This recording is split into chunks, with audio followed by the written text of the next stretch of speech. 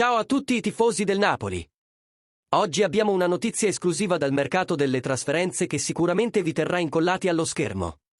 Prima di iniziare, vi ricordo di mettere un like e di iscrivervi al canale per rimanere sempre aggiornati su tutte le novità del nostro amato Napoli.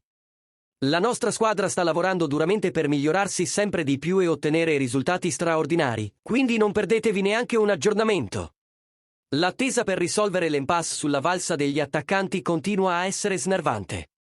Victor Osimhen aspetta buone notizie da Parigi, e lo stesso fa il suo possibile sostituto, Romelu Lukaku. Il PSG ha fatto un piccolo passo avanti, ma non è ancora abbastanza. La distanza tra offerta e domanda rimane significativa, i francesi sono saliti a 90 milioni di euro, mentre Aurelio De Laurentiis non intende sedersi a negoziare per meno di 120 milioni di euro, la cifra stabilita dalla clausola rescissoria. Solo con il pagamento di questa somma, il Napoli darà il via libera all'arrivo di Lukaku, che potrebbe raggiungere la squadra già nel ritiro di Castel di Sangro. Ieri, il direttore sportivo Mann e il mister Conte hanno avuto un lungo colloquio alla fine della prima sessione di lavoro allo Stadio Patini, segno che le trattative sono in corso e si stanno valutando tutte le opzioni possibili. Questa situazione di stallo sta tenendo tutti con il fiato sospeso, ma i tifosi del Napoli possono essere certi che la dirigenza sta lavorando duramente per ottenere il miglior risultato possibile per il club.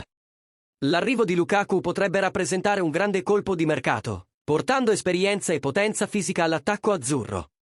Amici tifosi, cosa ne pensate di questa situazione? Siete favorevoli alla vendita di Osimhen per finanziare l'arrivo di Lukaku?